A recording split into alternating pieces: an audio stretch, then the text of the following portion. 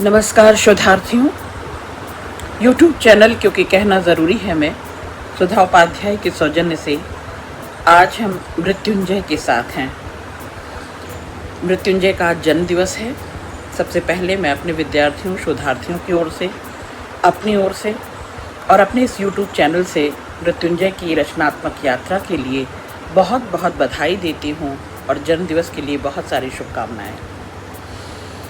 शोधार्थियों, मृत्युंजय उन थोड़े से कवियों में से हैं जो अपने आसपास की राजनीति को, समाज को और आर्थिक व्यवस्था को भी बहुत गहराई से भांप लेते हैं और फिर अपनी एक अलग ही वोकैबुलरी में, अलग बोली भाषा बतकही में अपने समकालीन कवियों से अलग चिन्हे जा सकते हैं, पहचाने जा सकते हैं।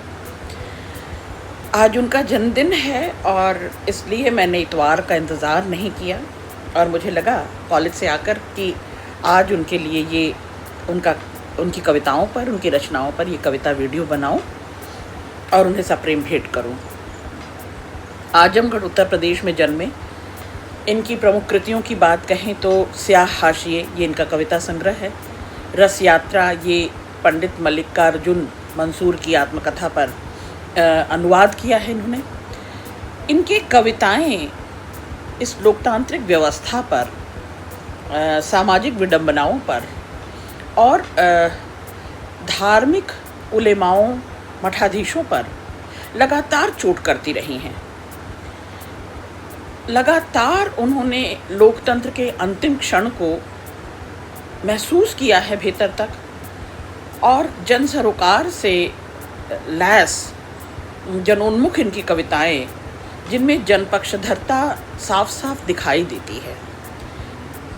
दरअसल होता ये है कि कहते सभी हैं कि समाज के लिए लिख रहे हैं, जनोन्मुखी कविताएं लिख रहे हैं जिसमें जनता की सीधी साफ साफ आवाजाही है, लेकिन अपनी पक्षधरता साबित नहीं कर पाते या कहें कि अपनी एक निष्ठा को, अपने समर्पण को, अपनी प्रतिबद्धता को साबित नहीं कर पाते।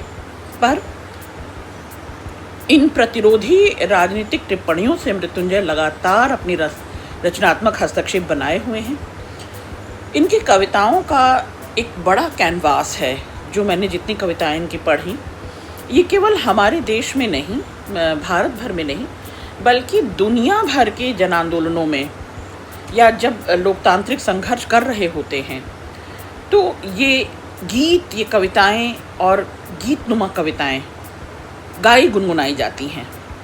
माने ये जहाँ जहाँ संघर्ष होगा, जूझ होगा, जहाँ दो विरोधी ताकतों की टकराहट होगी, मृत्युंजय की कविता याद आ जाएगी। जो राजनीतिक छल प्रपंच है, जो फैब्रिकेशन है, लगातार इस कॉन्क्रीट जगत को मृत्युंजय संबोधित करते रहे हैं और यही इनकी प्रतिबद्धता भी है कि किनके साथ ये खड़े हैं, किनके पक्षधर हैं, ये साफ साफ बताने में, जोखिम उठाने में ज़रा भी हिचकिचाते नहीं। अब इतनी बदकही के बाद आप जान चुके होंगे शोधार्थियों कि इनकी कविताओं का मिजाज, तेवर व्यंग्य धर्मी है, यानी व्यंजना में अपनी बात ये करते हैं। और कविताओं में जब वो लिख रहे होते हैं, रच रहे होते हैं, तो उसकी पाठ से ज़्यादा आस्वादन बोल बतकही में, जैसे लगता है कि अपनी कविताओं में वो जनता से बतिया रहे हैं। और ये बतियाना, ये वार्तालाप, ये संवाद जो है कि मृत्युंजय अपनी हर कविता में मौजूद रहते हैं और अपने से और अपने अपनों से, अपने जैसों से लगातार वो संवाद करते हैं, बतियाते हैं। तो इनकी कविताओं में आप संबोधन भी देखेंगे और एक तरह का मैं एकालाप तो नहीं कहूँगी, ये संलाप जैसा ही है कि बातचीत भी करते हैं और बुनियादी रूप से वो मौजूद रहते हैं।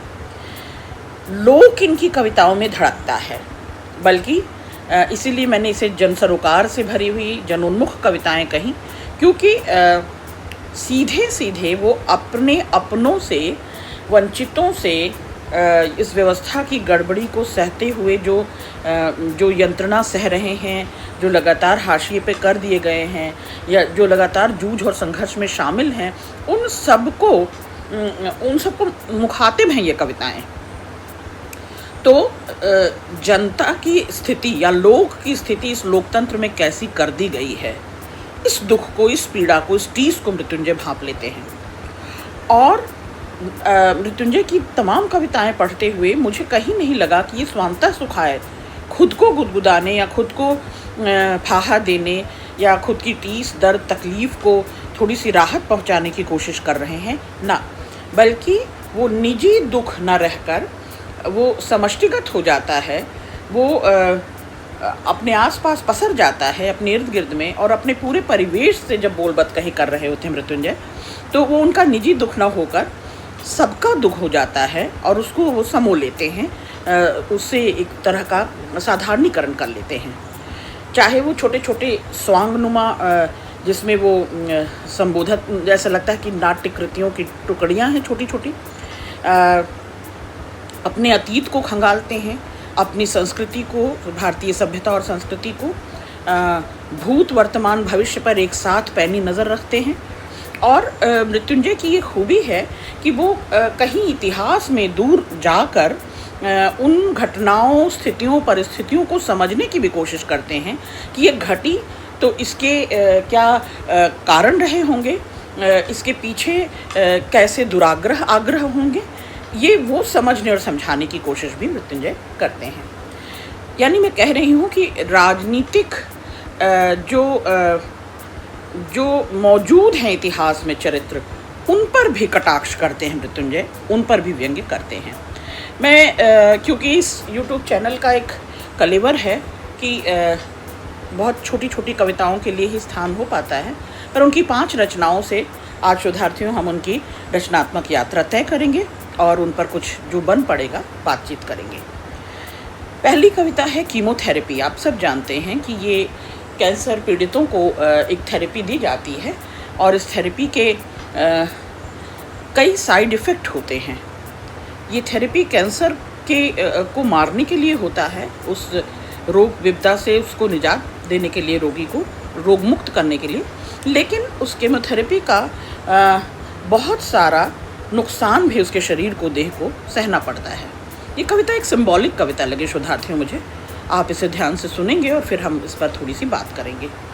मेरा शरीर एक देश है, देश की कीमोथेरेपी हो रही है।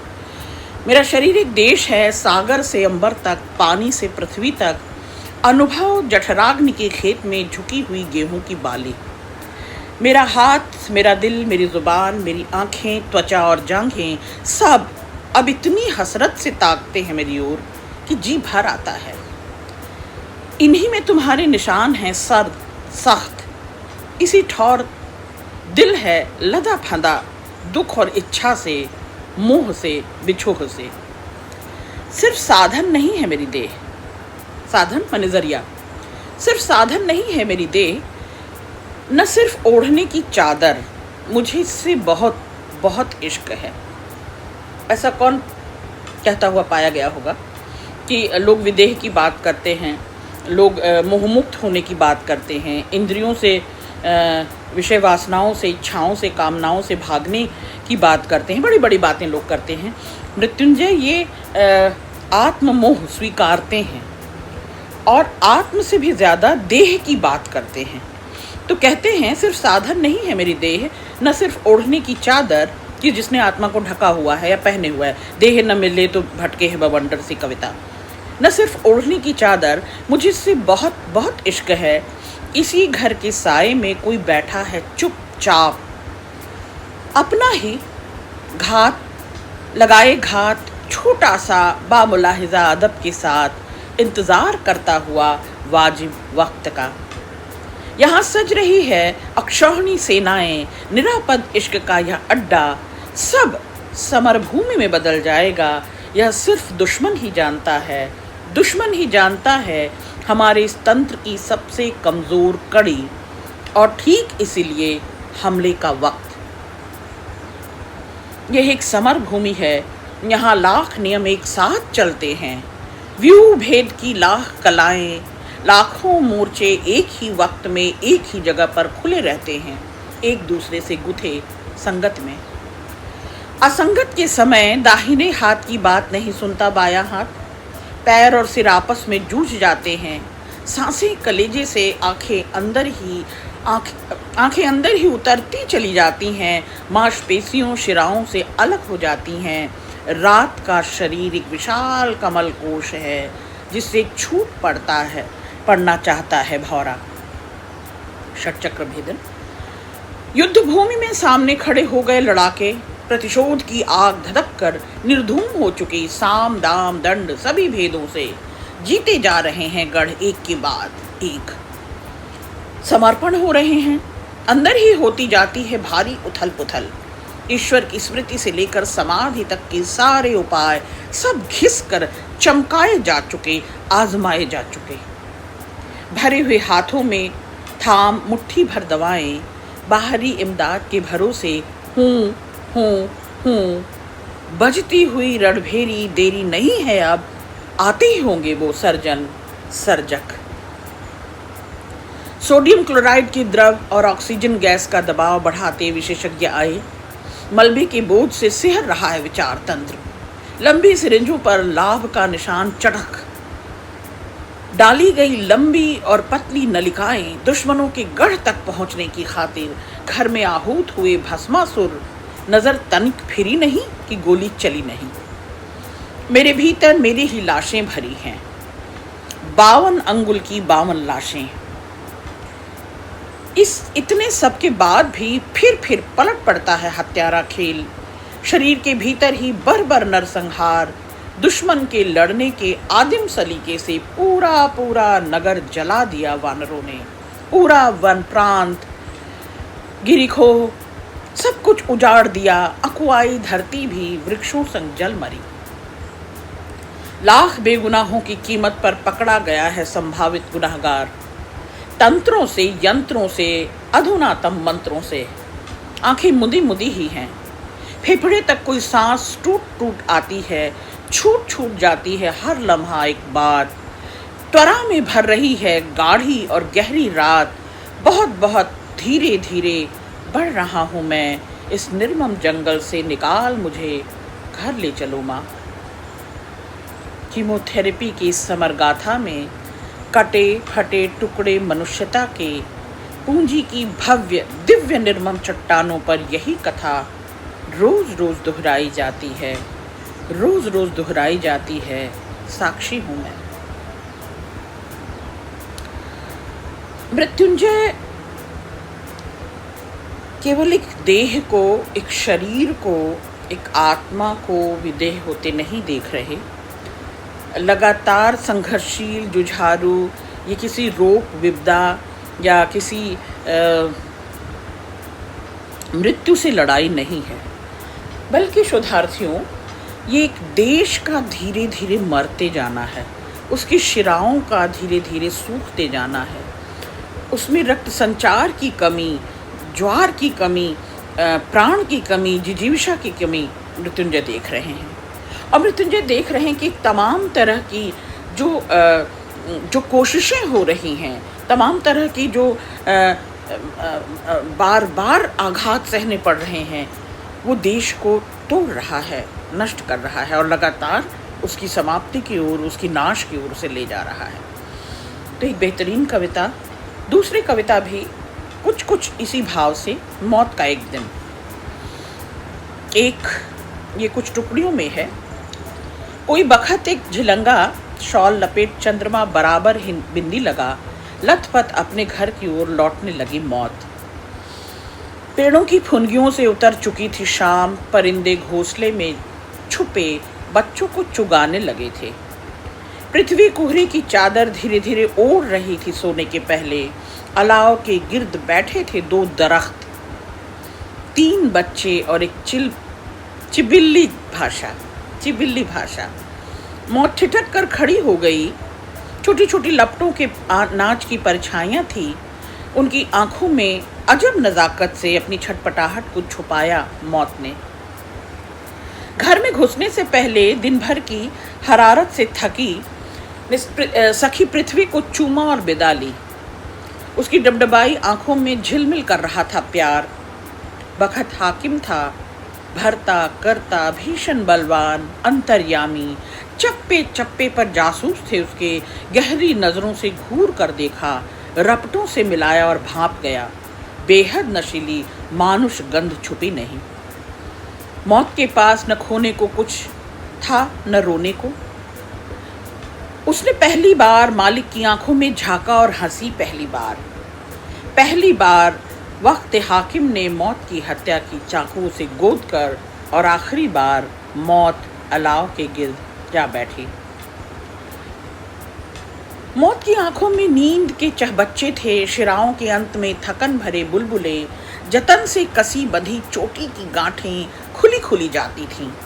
घुटनों पर ठुड्डी टिकाए हुए बेहद उदास और खूबसूरत लग रही थी मौत।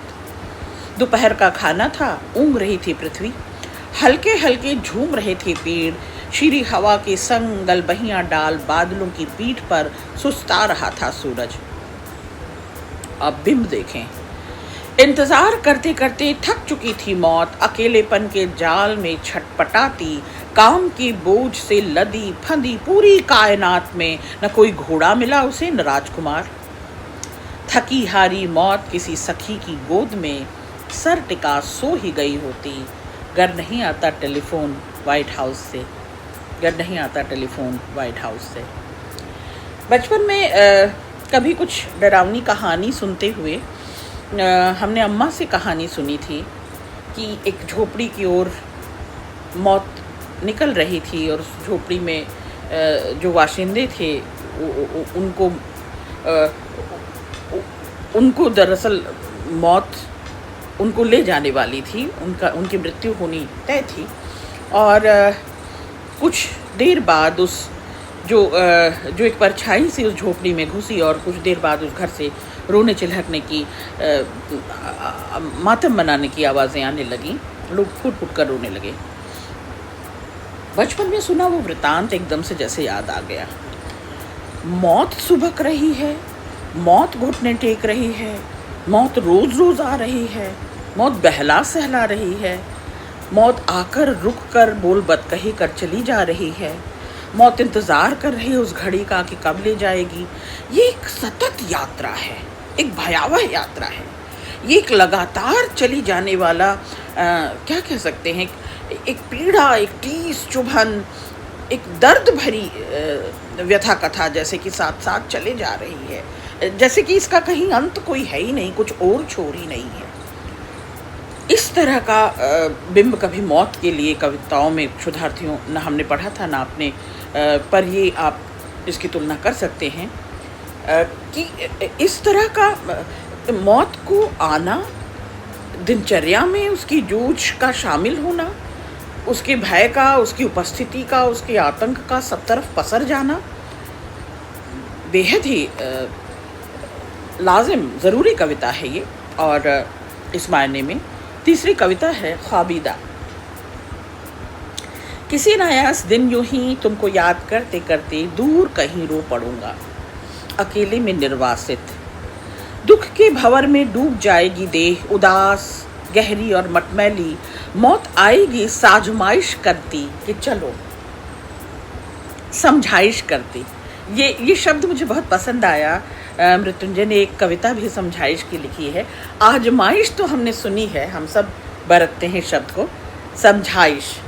मौत आएगी समझाइश करती कि चलो, तुम मुझसे दूर होगी, यूं निचाट सभ्य किसी ऊसर में होगी मौत, 70 तल्ला मकान में उदास पड़ी होगी लाश, तुम तक पहुँचेगी खबर बहुत देर में, कहीं दूर जा रहा होऊंगा, मैं अपनी देह को आखिरी नज़र से भरपूर देखकर बहुत हताश था। उस पर तुम्हारे होठों के निशान बहुत कम बचे थे, बासी त्वचा तुम्हारी स्मृतियों को झटक रही थी,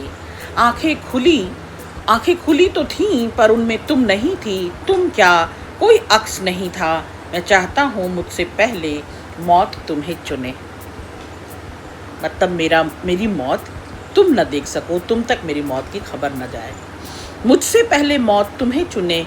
प्रेमी होने के नाते साथ मरने का मन है, तुम्हारे सामने मरने का इस जन्म में कोई रास्ता नहीं सोचता, अगला जन्म ऐसा ही नहीं होगा कौन कहे, अगला जन्म ऐसा ही नहीं होगा कौन कहे, अब जिंदगी भर की अकेली पूंजी टूटे मोबाइल की आवाज़ों में समेट कर जब भी मिलाओगी मेरा नंबर, हमेशा टू टू की व्यस्त आवाज़ कानों को चुभेगी, कट जाएगा फ़ोन, आवाज़ के पर्दे फट जाएंगे।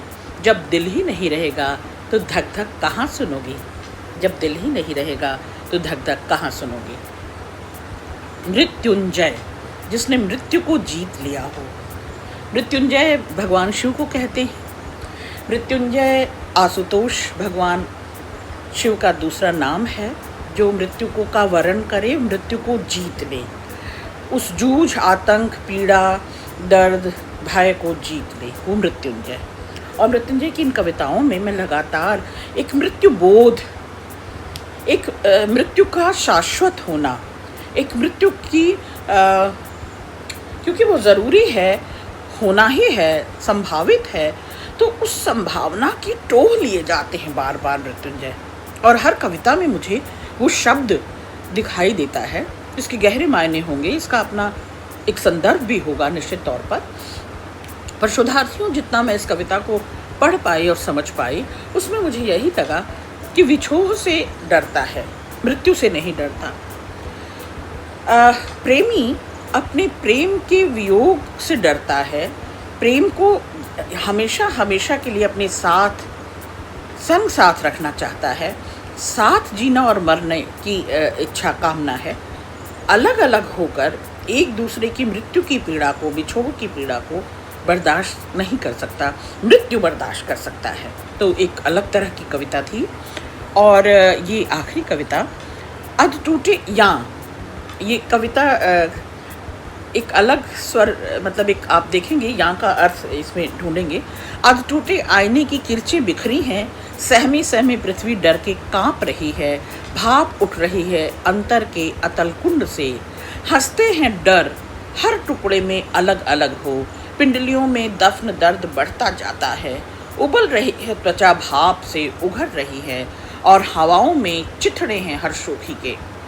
सांस सांस भीतर जाती है दुनिया थोड़ी, काट काट लाती है बाकी खालिस जीवन, और खुदकुशी के रास्ते पर सधे कदम से जाता जाता जाता है पागलपन। मेरे मुतरिब छू ले मुझको नजरों भर कर, इस मुर्दों के टीले में ही है घर मेरा, खाक ज़बी पर निशानात होंगे लहरों के, सूना सुर्ख रास्ता ऐसे खो जाएगा। ठिठुर कर कांपती है रात, बबूल फूलों पर नींद से उलझते हैं जुगनों, कटे नाखून सा कोरदार है द्वितीया का चांद, फन काढ़े चौकन्ना सा सन्नाटा है, हवाओं के घोड़े पिछले पैरों पर स्तब्ध खड़े हैं। टूटी धुरी वाला समय का रथ रुक गया है, कलाई के इंतजार में ठहरा हुआ है पल, संभावना के प्रेत उल्टे पैर स्थिर हैं। रोशन अंधेरों में गूंजी चीख भरी चुप लाओ, आओ दिल में खंजर मारो, जल्दी कदम बढ़ाओ, स्याह सुबह की थकी हवा में दर्द पिरो, आओ जाओ स्वादहीन जीभों की खातिर थोड़ा नमक मंगाओ। रंग गंध सब गायब, सूनापन लहराया, फिर से वही लबादा मैंने खोया पाया, जिसके भीतर हवा बंद है दिल जख्मी है, देखो मेरा कातिल मुझको यहाँ ले आया, देखो मेरा कातिल मुझको यहाँ ले आया। ये भी मुझे लगता है उसी प्रोसेस की कविता है, उसी प्रक्रिया की कविता है। मृत्यु से जूझते हुए, किसी लंबी बीमारी से जूझते हुए, किसी आपदा विपदा से जूझते हुए, एक संघर्षशील पर जिजीवशा लिए हुए, जीने की इच्छा लिए हुए, वो उस इंतज़ार को सह नहीं पा रहा, उस प्रक्रिया में है वो, उस सतत पीड़ा में है वो, पर जूझ और संघर्ष को तो वो मानता है, जानता है, समझता है, लेकिन उससे इंतज़ार नहीं होता कि जो हो एक बारगी हो जाए। जो होना तयशुदा है उसका हो जाना ही लाजमी है। तो इन कुछ कविताओं के साथ जो गहरी भावबोध की कविताएं हैं, जिनमें एक विराग दिखता है मुझे, जिनमें एक जिसे कहते हैं ना विधेय हो जाने की देह से छूट जाने की इच्छाओं, कामनाओं, सपनों से, प्रेम से छूट जाने की एक तड़प दिखती है, एक तलखी भी दिखती है इन कविताओं में। इन्हीं कविताओं के साथ शुद्धारती हूँ। बहुत बहुत शुक्रिया।